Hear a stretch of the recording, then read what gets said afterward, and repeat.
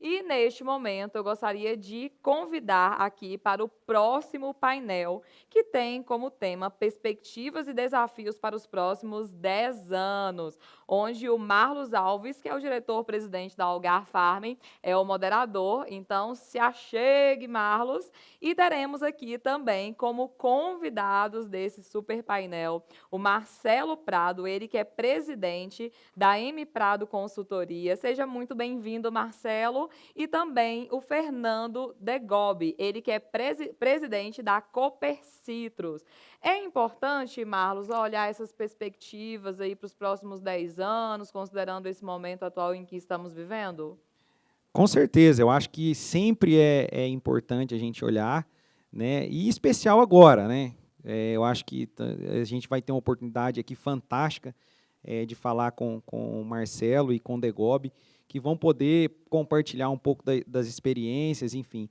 E nesse momento especial, com certeza, todos querem ouvir um pouco dessas tendências e poder sair daqui um pouco melhor. Exatamente. Isso é muito importante também para quem está assistindo, porque a partir de informações aqui, de insights que podem ser tirados, são formas, às vezes, de aplicar ali no negócio rural, aplicar na prática no campo. Então, mais um motivo para esse painel ser aqui muito importante. E aproveitar para você que está nos acompanhando aqui no YouTube, não esquece de se inscrever, dar aquele joinha e compartilha com seus amigos, colegas, produtores rurais, que não podem ficar de fora da Farm Show. Bom painel. Obrigado, Camila. Bom dia, Marcelo. Bom dia, Degobi. Para mim, uma satisfação tê-los aqui. Obrigado por ter aceitado o convite. E para a gente começar aí o painel, eu queria que vocês atualizassem em relação à M Prado, né, e a Cooper Citrus, falando um pouquinho do momento, falando um pouquinho do que vocês estão enxergando a situação como um todo, mas mais do que isso, começar com a apresentação aí de vocês. Pode começar, Fernando. Bom, muito bom dia. É realmente uma satisfação muito grande estar aqui com vocês. Marcelo, a gente já compartilhou aí alguns pensamentos, já participamos de algum debate.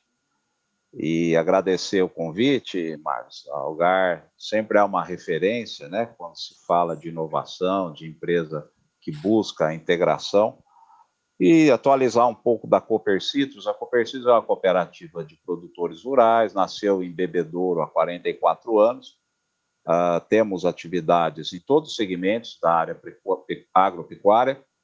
Estamos nos estados de São Paulo, Minas Gerais, mais recentemente em Goiás. Temos 2 unidades em Itumbiara e Quirinópolis.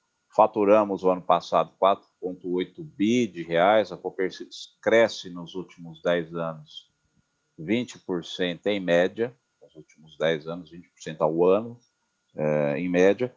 E a gente tem um lema que é soluções integradas, resultados sustentáveis.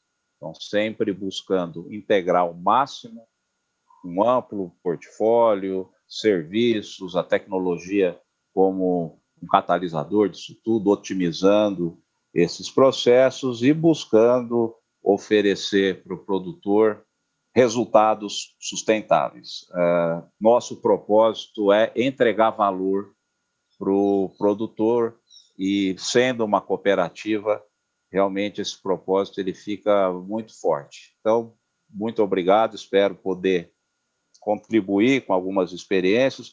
Visão de 10 anos, você jogou um desafio aqui para a gente enorme, né? Eu acho que a gente pode colocar algumas coisas, olhando um pouquinho para o passado, vendo como as coisas têm se desenvolvido muito rapidamente, mas acho que é um tema realmente que causa ao menos uma curiosidade, né, de muita gente, de gente que mexe com a agricultura, como que vai ser essa agricultura 5.0, né?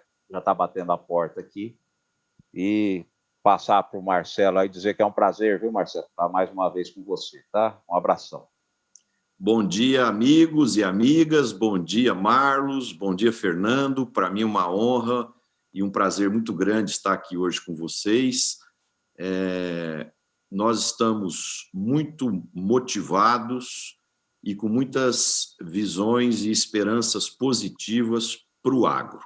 Você pediu para falar um pouquinho da gente, né? Vamos dizer assim, eu sou, para quem não me conhece, eu sou engenheiro agrônomo, eu estou aqui em Uberlândia desde 1978. Eu comecei minha carreira na Algar e trabalhei na Algar por 21 anos. Sou muito grato a todas as oportunidades, aprendizados e vivências que eu tive aí na empresa, que é uma empresa maravilhosa e fantástica. Em 1999, eu deixei a Algar, fundei a M Prado Consultoria. Nós estamos hoje com cerca de 21 anos e pouco de vida. Nesses 21 anos, nós já trabalhamos com mais de 750 distribuidores de insumos agrícolas, mais de 350 cooperativas agropecuárias, mais de 320 agricultores de médio e grande porte. Já trabalhamos praticamente com 80% de todas as indústrias de defensivos, fertilizantes, sementes. Então, a trajetória da M Prado é uma empresa focada em gestão e voltada para o agronegócio, né? Então, a experiência nossa é toda no agro e a gente está muito otimista. Nesses últimos anos todos, a M Prado tem crescido sempre mais de 10% ao ano e temos agora como desafio, nos próximos 5 anos, dobrar a empresa de tamanho e também internacionalizar os nossos produtos e serviços.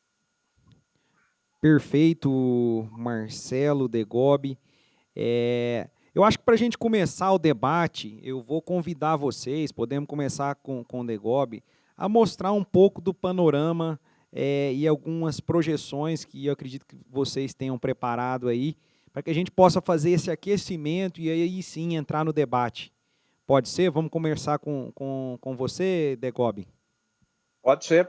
Vamos. Eu tenho 2 slides e eu queria contextualizar uma linha do tempo da agricultura e colocar um pouquinho do desafio, principalmente voltado à agricultura 5.0. Então, se puder colocar aí o primeiro slide, a gente pode então começar nesse contexto.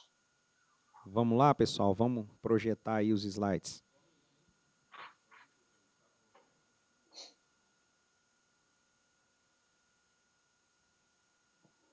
É importante, Marcos, a gente entender, né, como é que a gente chegou até aqui. Eu acho que essa é a linha.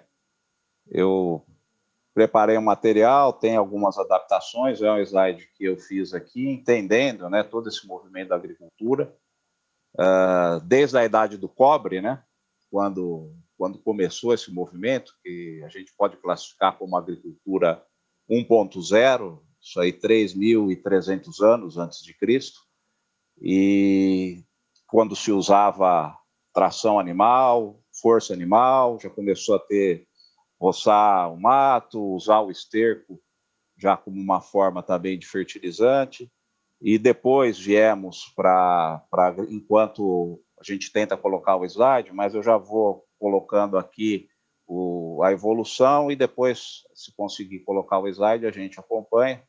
Mas a agricultura 2.0, ela já é classificada com o começo de uso de pesticida, os fertilizantes artificiais, a introdução de maquinário e uma qualificação maior. A gente já está vendo ele aqui, tá? A gente já está vendo o slide aqui.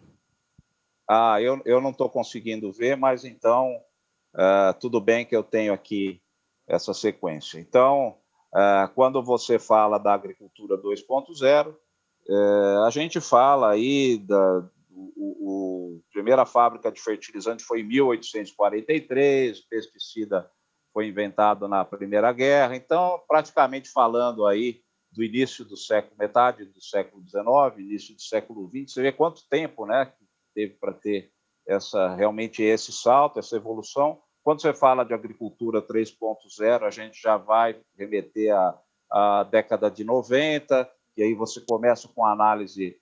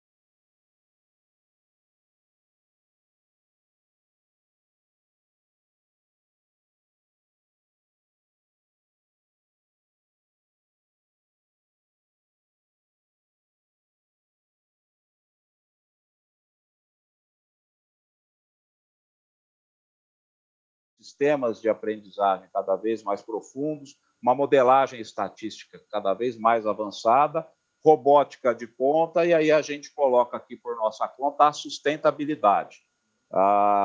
O futuro vai cobrar cada vez mais sustentabilidade dos processos de produção agrícola.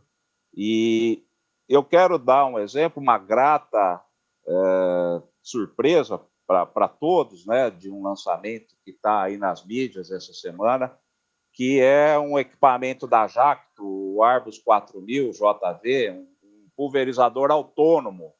Parece coisa de filme de ficção, né? Quando você vê aquela máquina realmente escanear a planta, fazer leitura, aplicar o produto no lugar realmente que tem necessidade e fazendo tudo isso de forma autônoma.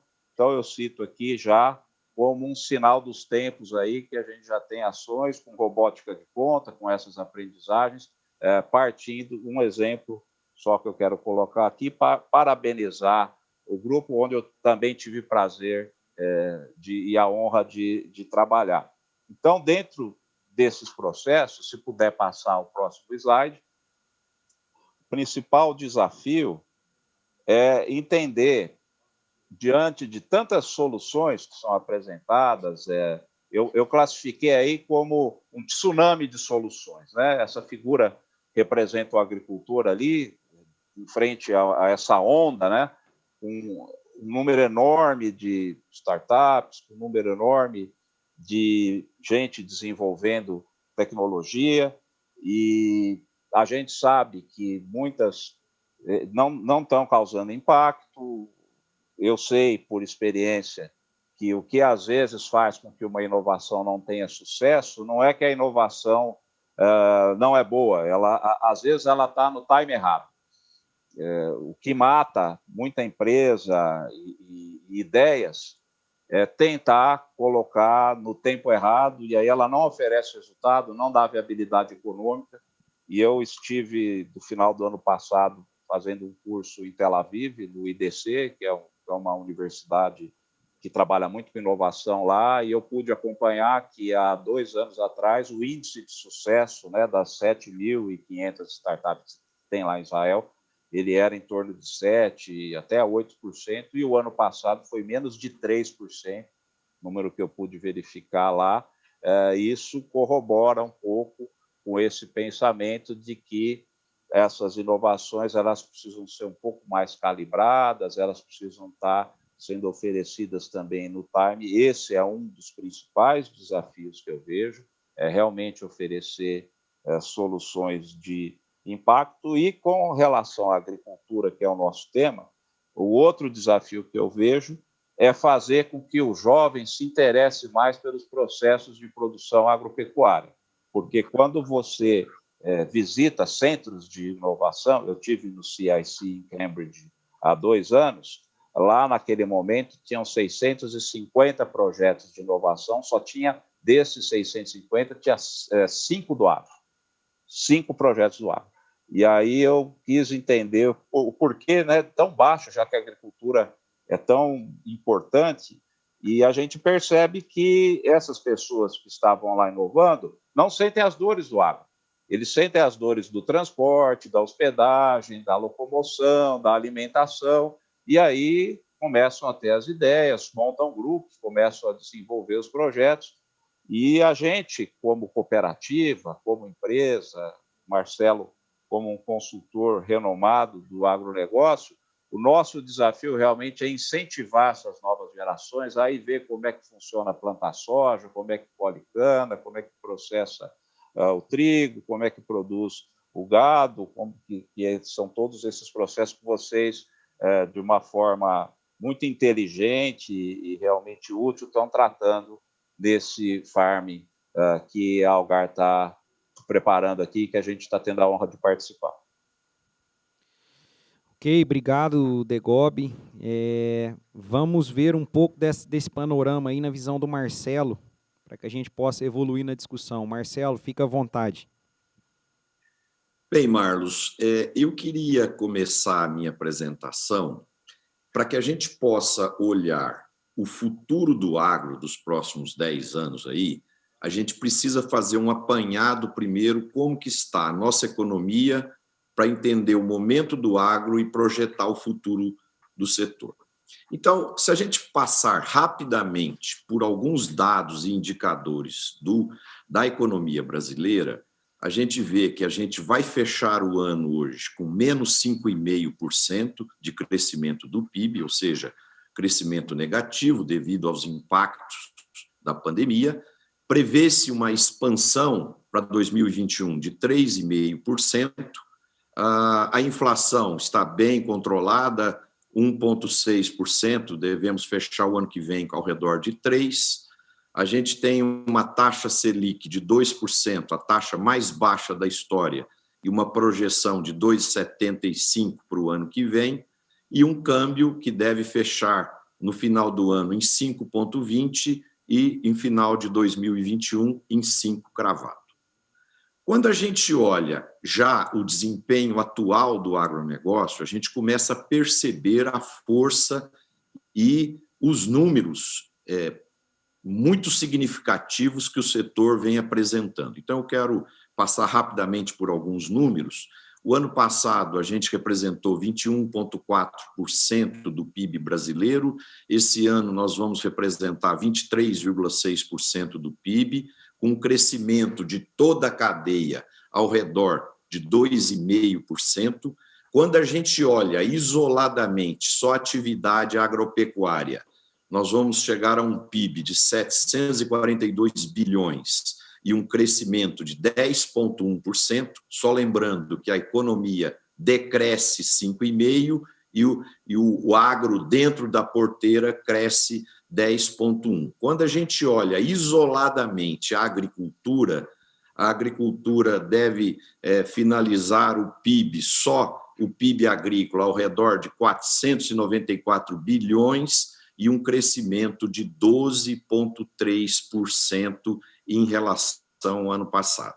E quem são os grandes propulsores aí desse crescimento? É a soja com 22%, o café com 20%, o milho com 20%. Quando a gente olha os dados de exportação, de janeiro a julho, o Brasil atingiu 61,2 bilhões de dólares de exportação, com crescimento de 9,2% em relação ao mesmo período do ano anterior. Nós tivemos um superávit muito forte de 54 bilhões de dólares e todas as exportações do agro representaram 50,6% de tudo aquilo que o Brasil exportou.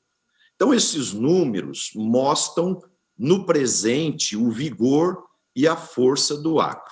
Quem são os grandes clientes do agro brasileiro? A China, com 40%, outros países da Ásia, com 17%, a União Europeia, com 16%, os Estados Unidos, com 6%, o Japão e a Turquia, com 2%. Quando a gente projeta para os próximos 10 anos, a gente percebe que o café vai aumentar a sua produção em 40%, a área de grãos vai crescer 27%, o milho, que tem a representatividade hoje de 23% de todo o mercado global, será 27% daqui a 10 anos. A soja, que tem representatividade de 47% de todo o mercado global, representará 53%. E aqui tem um dado muito interessante que eu gostaria que vocês prestassem bastante atenção. Segundo estudos da OCDE, o preço das commodities nos próximos 10 anos ele vai ter uma perda real de 0,7% ao ano, em média. Isso significa o quê? Que a pandemia vai impactar ainda na demanda de alimentos nos próximos 2, 3 anos, e um outro fator que impactará nisso é que o mercado ele estabelece como premissa que a agricultura está cada vez mais se tecnificando, como o próprio Fernando mostrou no slide dele, né, na evolução da agricultura 1.0 até 5.0. Então, o mercado parte da premissa que a atividade agrícola vai ficando cada vez mais eficiente e, por isso, ela pode ofertar alimentos em uma condição mais satisfatória em termos de preço real.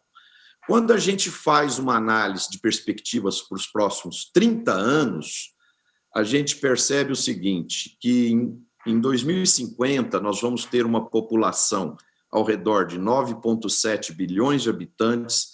Essa população vai se expandir principalmente na Ásia e na África. Os rigores ambientais serão cada vez maiores para os aspectos de produção.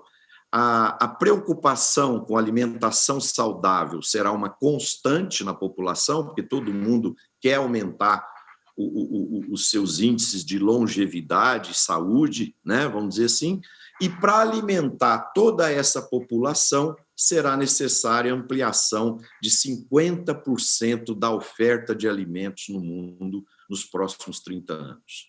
E uma notícia muito boa é que só o Brasil terá o desafio de entregar 41% dessa expansão de 50% da oferta de alimentos. Portanto, a gente vê que as oportunidades, as perspectivas para o agro são as melhores possíveis.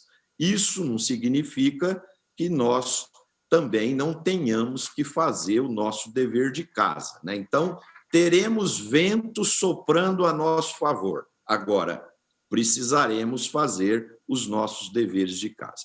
Quais são os grandes desafios para o agro nos próximos 10 anos? O primeiro desafio é melhorar a comunicação do agro com toda a sociedade, a todos os níveis, a sociedade urbana, de todos os setores, para que eles conheçam verdadeiramente o que é o agronegócio, como que a gente trabalha, como que a gente produz, e para que eles conheçam a verdadeira preocupação que o agro tem com sustentabilidade, com respeito ao meio ambiente, com preservação das nascentes, das reservas florestais e assim por diante. Não é porque tem uma meia dúzia que faz coisas erradas na Amazônia que isso pode ser generalizado e trazido a todo o setor. O setor é muito sério e muito competente nas questões de sustentabilidade. Agora, isso precisa ser mostrado, precisa ser comunicado com a sociedade, porque o agro se comunica muito bem com o agro, mas o agro precisa aprender a se comunicar com toda a sociedade.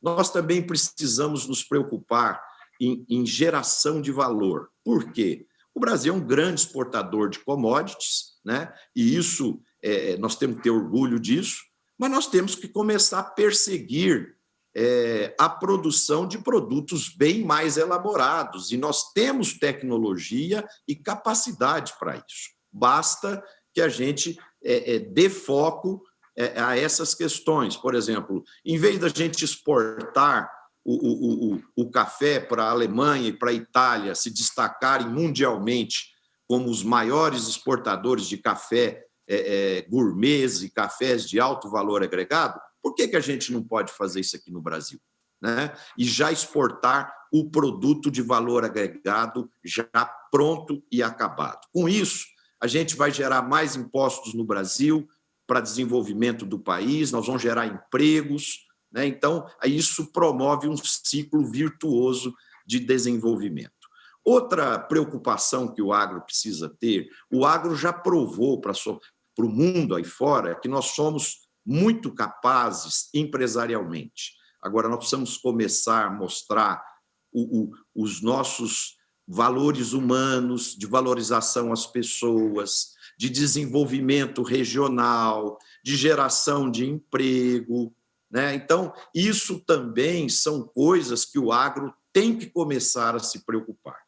Outro fator também é diversificar o volume de produtos e de clientes. As nossas exportações estão muito concentradas em poucos produtos e em poucos países. Nós precisamos ampliar esse leque, né? A gente tem tanto produto que pode ser dinamizado que hoje há demanda, né? Então, eu poderia citar aí 4 produtos, por exemplo, o lúpulo, que é um produto hoje muito demandado na fabricação de cervejas artesanais, o zimbro, usado na fabricação de gin, que é a bebida destilada mais consumida no mundo.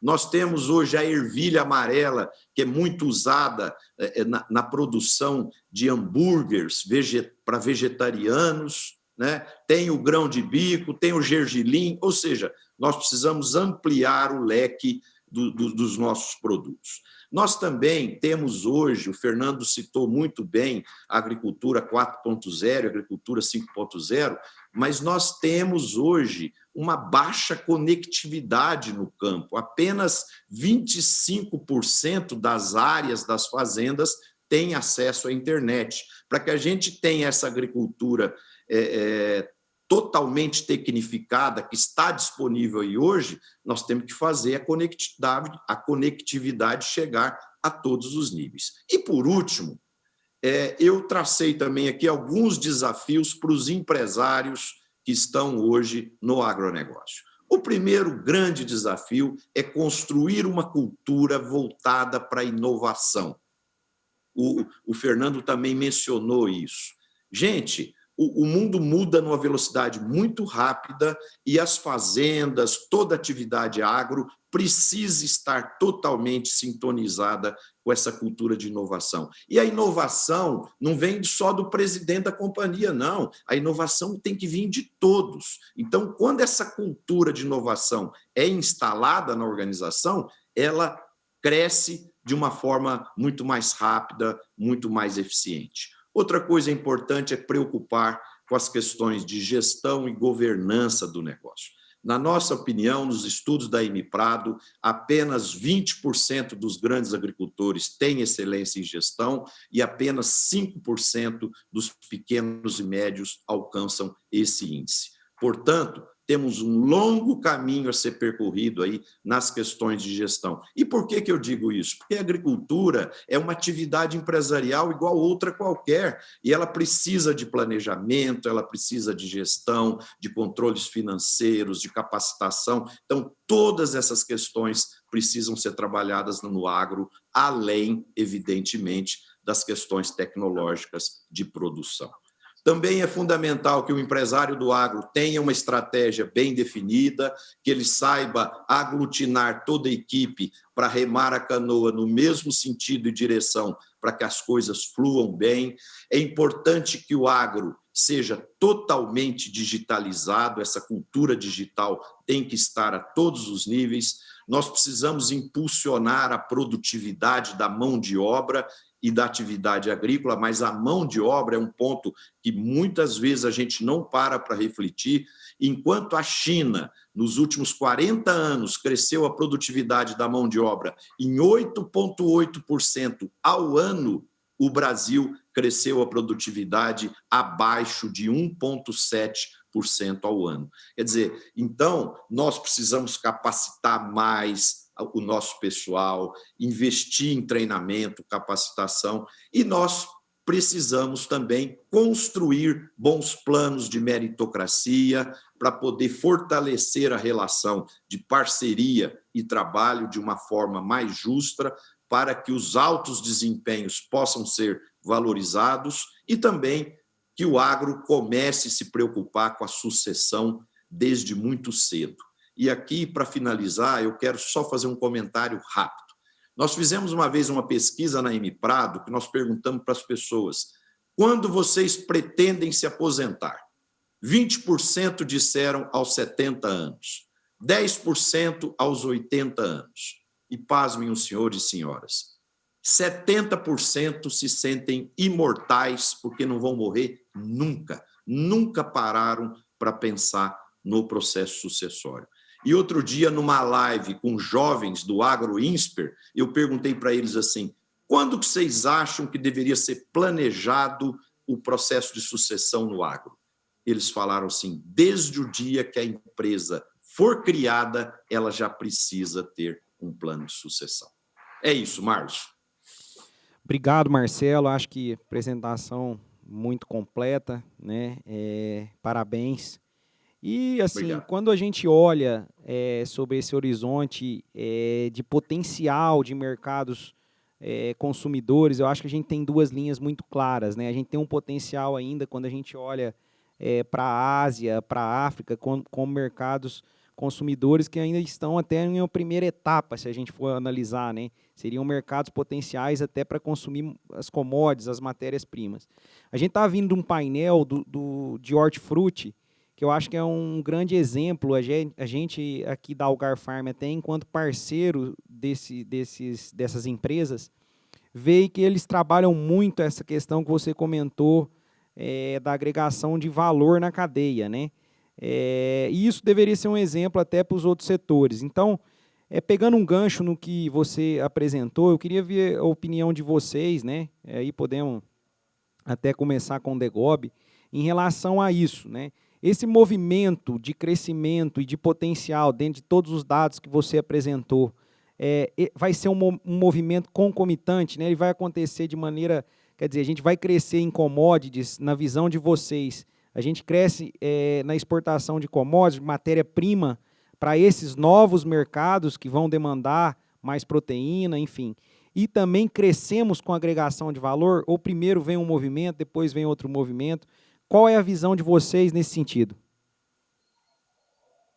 Bom, primeiro parabenizar aí o Marcelo por essa projeção, né, cenários, já alguma coisa com base nas realidades também. Está no diário de bordo aqui, viu, Marcelo? A gente tem o desafio de liderar a cooperativa e a gente já tem tudo isso também no radar, mas sempre tem alguma contribuição. Só antes sobre a comunicação, um tema que o Marcelo colocou como primeiro desafio, a gente precisa realmente influenciar pessoas que não são do agro. Eu costumo dizer o seguinte, né? Vocês até vão ter, às 15 horas, vai participar aí o Carlos Pellicer, ele está lá em Londres, ele está assistindo agora aqui também. Se eu desafiar o Carlos Pellicer a falar bem do agro, a falar bem do café, que ele é produtor lá em Monte Santo de Minas, isso não é um desafio, né? Isso é o que eu espero que ele faça, né? Porque ele é cafeicultor, ele milita no agro há tanto tempo e às vezes a gente fica fazendo as coisas de nós para nós mesmos. A gente precisa, de fato, fazer com que outras lideranças, outros influenciadores, personalidades, comecem a realmente entender o que o agro tem feito, a realidade do agro, para que eles, sim, possam testemunhar e dar seus depoimentos a favor disso. Então, eu quero aqui também colocar que o grande desafio é fazer com que essas outras lideranças, outros influenciadores, falem e entendam, obviamente, o que o agro tem feito. Sobre a agregação de valor, eu acho que a gente tem um grande potencial para estar agregando valor. Se você olhar as tendências, né, de crescimento, muito provavelmente daqui a 1 ou 2 anos a Índia vai passar a China em número de população. E lá na Índia você tem o consumo das pulses, né, que são os grãos, muitos vegetais também, mas principalmente os grãos com alto teor de proteína, grão de bico, feijões especiais, e esses produtos também agregam valor. A gente já sabe, nós particularmente já iniciamos uma missão para entender esses potenciais na Índia, estamos testando, junto com a UPL, algumas aptidões aqui para poder estar desenvolvendo com os nossos cooperados. Então, a gente precisa também estar aberto, está aqui um exemplo, né? Mas a gente precisa estar aberto a entender essas demandas, essas tendências. E aqui também, eu costumo dizer que a gente tem que estar de olho, tem que entender todas as tendências, mas a gente precisa resolver algumas pendências.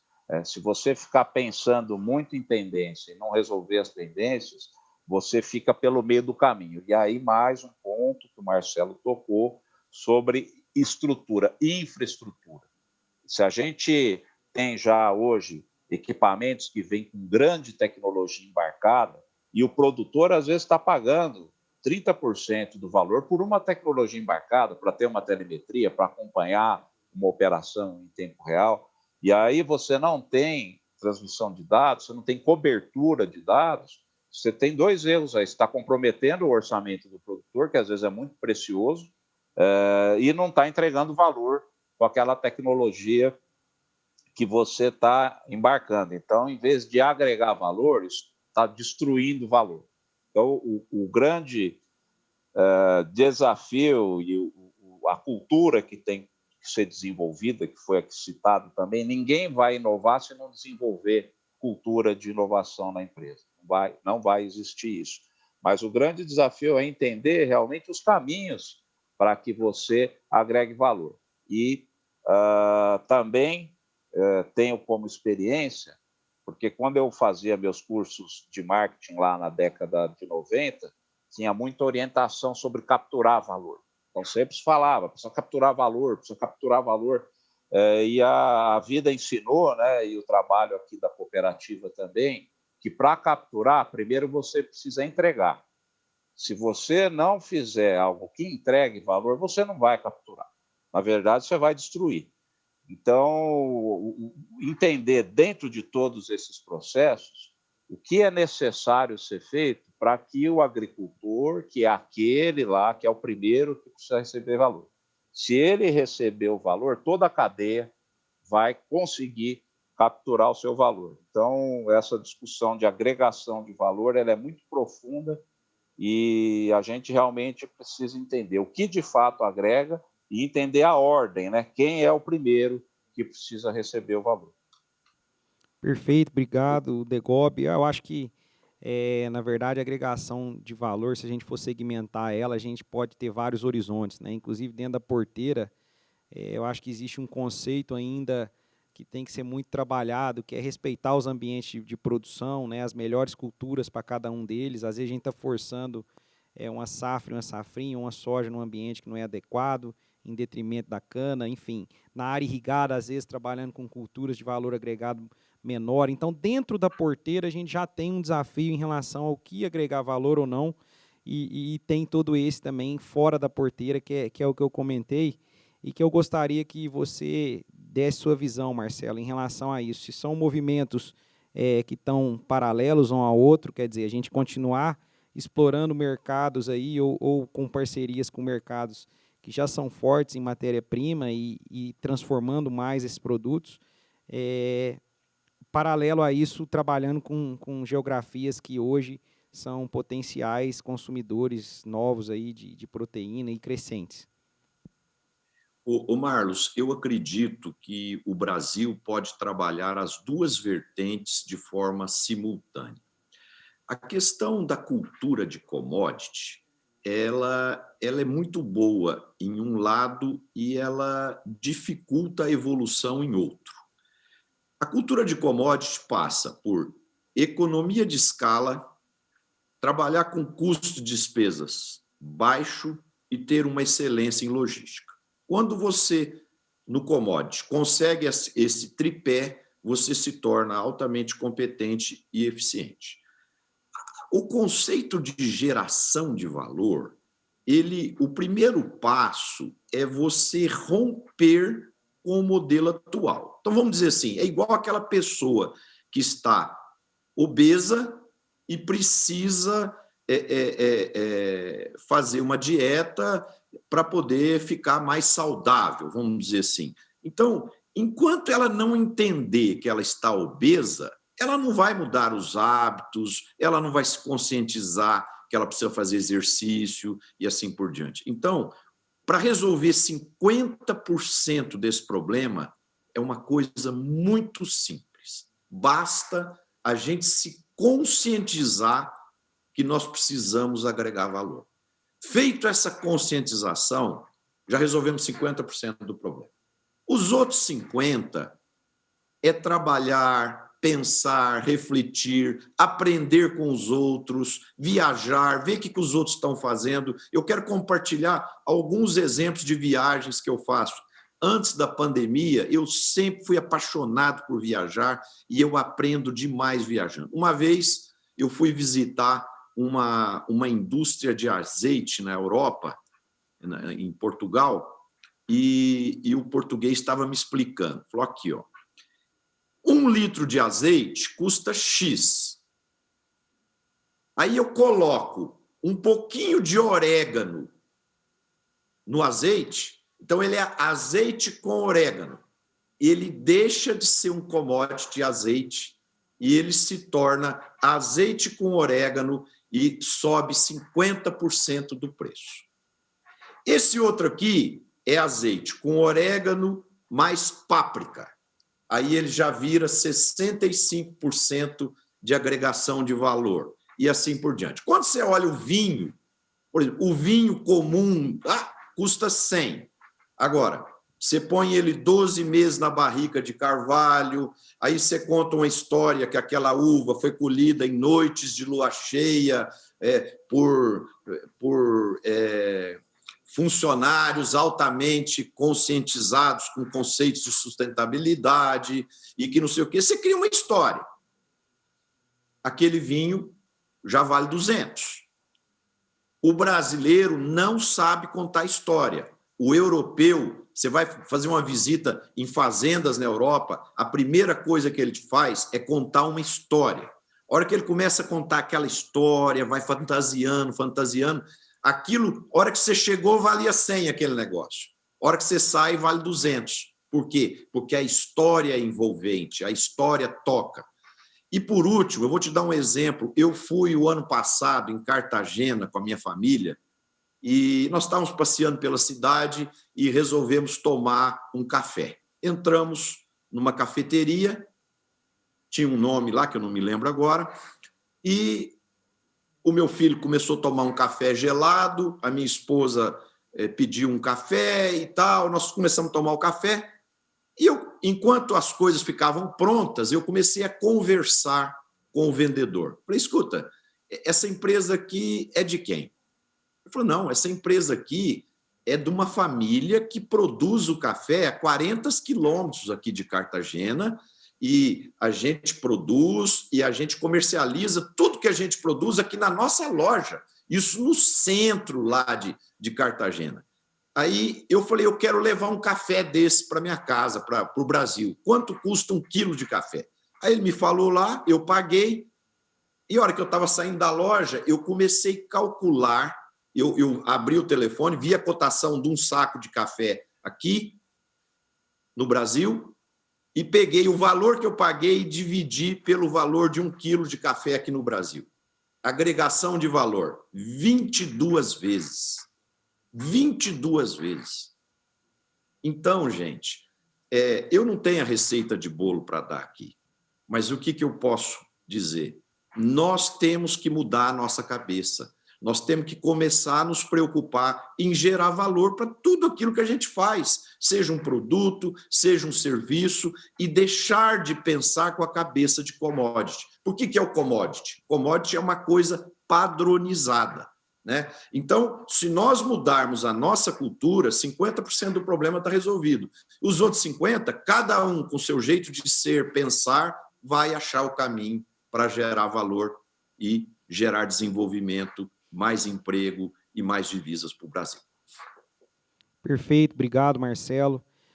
Voltando um pouquinho a um ponto que o Degobi comentou, até na apresentação dele, e que em outros momentos ele comentou também, que eu acho que é bem sensível dentro dos próximos anos aí, como desafio, é justamente essa geração que a gente tem hoje, muita informação das soluções que são colocadas, enfim, o desafio da conectividade.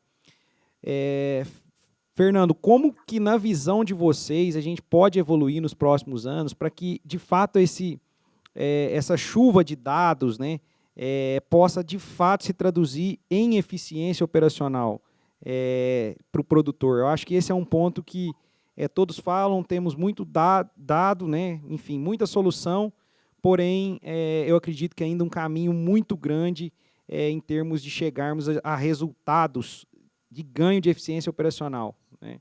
Queria que você comentasse um pouco sobre isso. Bom, a gente tem feito muitos trabalhos aqui.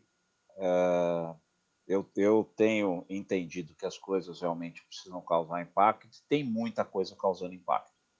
Eu vou tentar ser bem sucinto, mas a gente trabalha com agricultura de precisão há mais de 20 anos. O primeiro piloto automático que veio para o Brasil veio numa fazenda aqui em Catanduva, nós que fomos lá trabalhar com ele. E, para você ter ideia, ele não fazia curva, só sulcava em reta. Aí, quando a usina comprou, falou, pô, como é que eu faço lá nos Estados Unidos? Eles sulcam tudo em reta, o ponto A, B, né?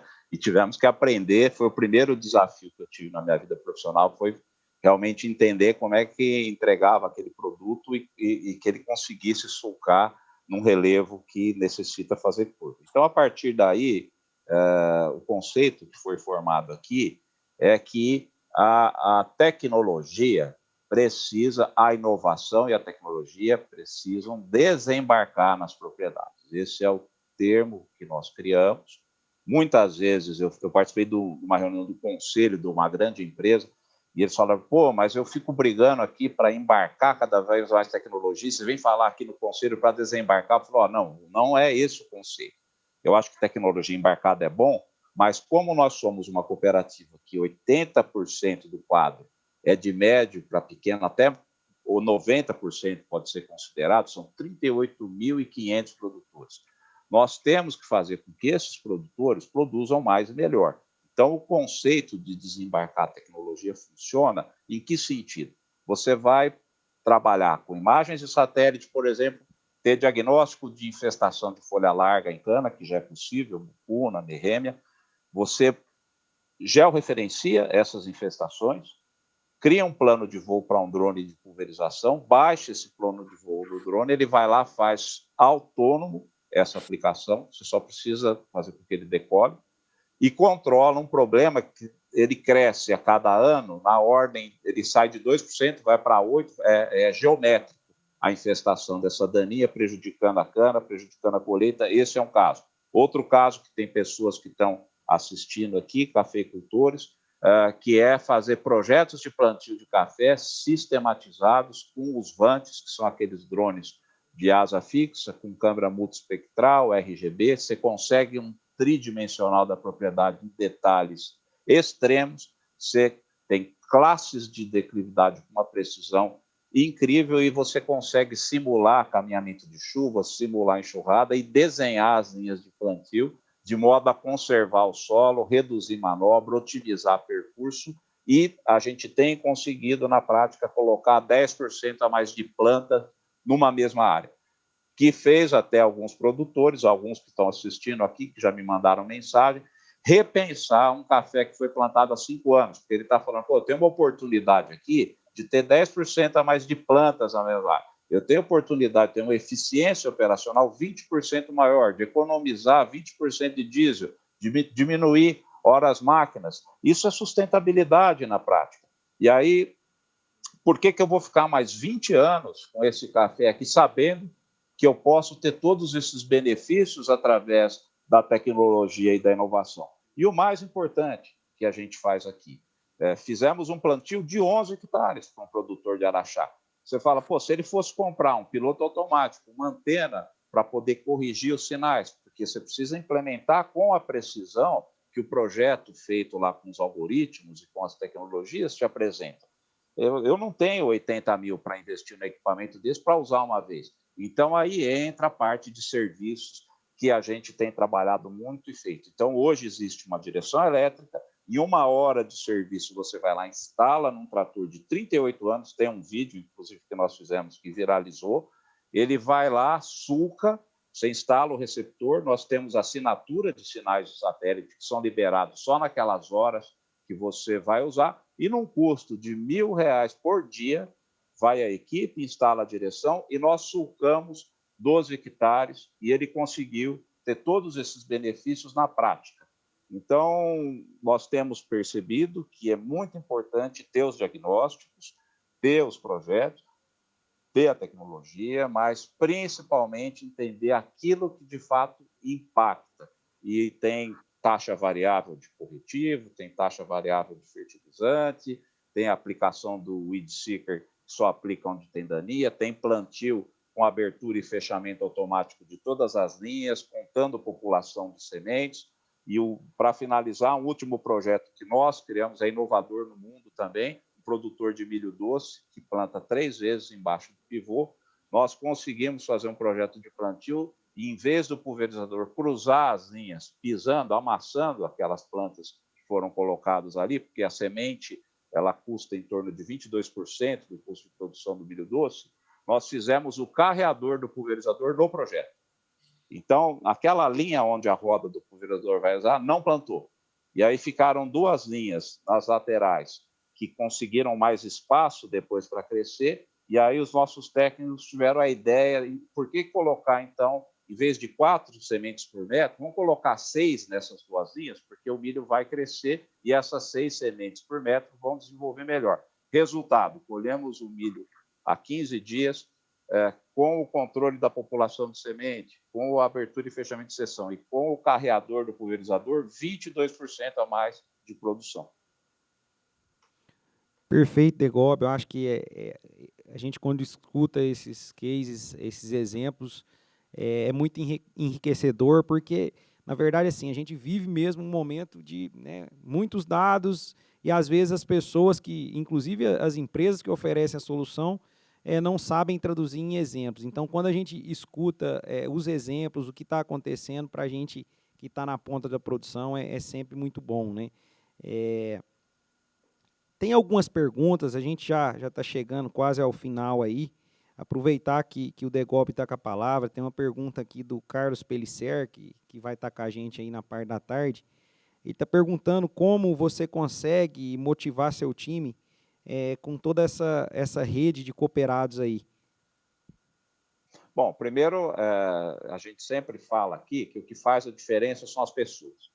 E o Marcelo citou, né, da capacitação, do envolvimento, e a gente precisa realmente ter pessoas aqui engajadas e com o fit da cultura da cooperativa, que é um trabalho que você desenvolve ao longo do tempo.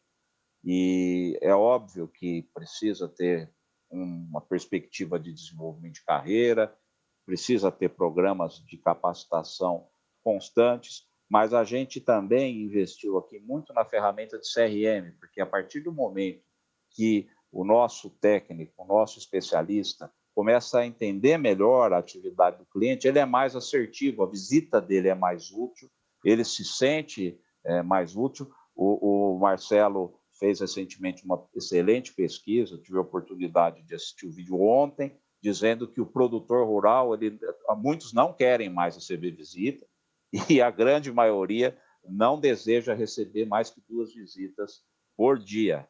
Então, quando você olha todas as empresas de insumos, APs, cooperativas, revendas, todo mundo que está aí para oferecer alguma solução, tem produtor que tem demanda aí de 10 visitas até sendo oferecidas, né? Não demandas, estão sendo oferecidas até isso. Então, a gente precisa ser mais assertivo, para isso precisa ter profissionais cada vez mais capacitados, entendendo o cliente, sabendo que vai ser útil para o cliente, e aí sim, isso é um grau enorme de motivação.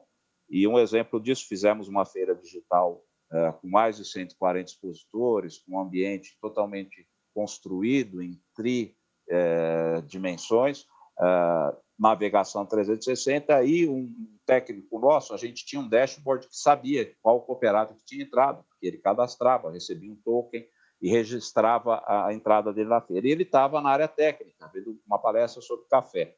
E aí o nosso profissional mandou lá no WhatsApp, já encontrou, quer negociar? E ele respondeu, agora não, que eu estou aqui aprendendo muito, estou com um consultor, eu não quero perder esse tempo do consultor aqui, me procura quando acabar, depois das 18 horas.